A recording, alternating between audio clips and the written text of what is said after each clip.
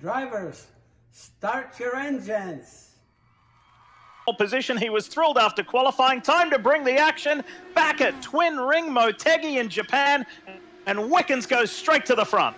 Terrific jump from Wickens as Will Power slots right in behind him there. And now Power has a run and a look to the outside. And I think, Paul, you're going to want to have clean air for as much as you can today, because getting through 3 and 4 is tough, especially when you're 3 wide.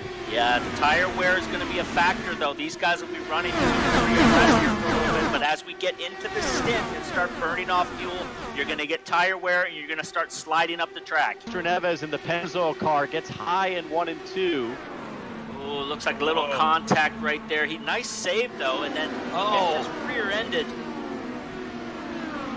Recently, don't forget Lunchtime Live, noon Eastern, every day with Mike and his special guests, as Scott Dixon goes to the inside, takes that lead away again from old rival Will Power, Marty.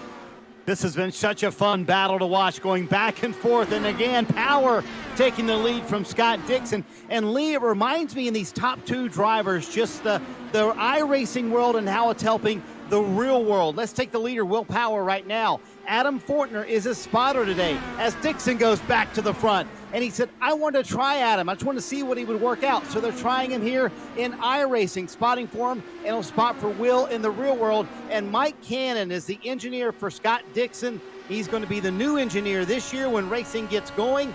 And they're trying it, getting to know each other here in iRacing. But I tell you what, this battle for the lead's been amazing between these two the last few laps. Is separated by about half a second. Simon Pagenaud comes into view in the black and white car just behind, and then all the way back in the orange and blue PNC car is Scott Dixon. Don't forget how good Dixon was managing his tires on the second stint as Newgarden comes to pit lane. There we have it. The question has been answered, so that will put Will Power at the top of this race over his 2 teammates as Alexander Rossi leaves in the Napa Honda. Again. Oliver Askew trying to unlap himself on fresh tires. It takes him out.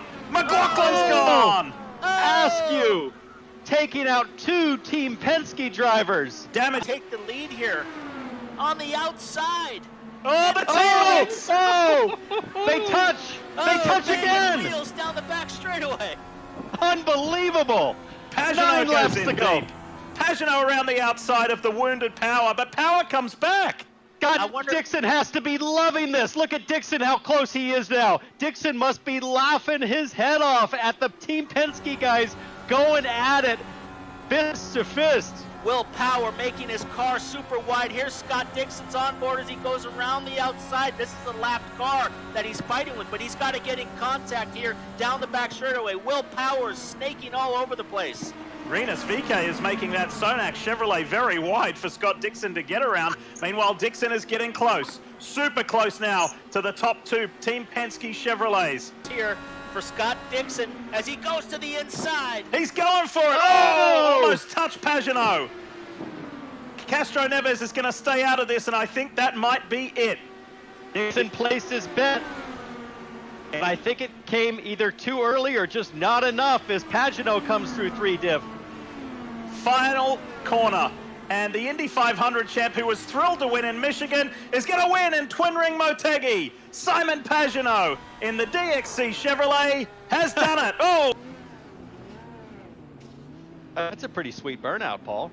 Yeah, he's loving this stuff. You know, he's not a huge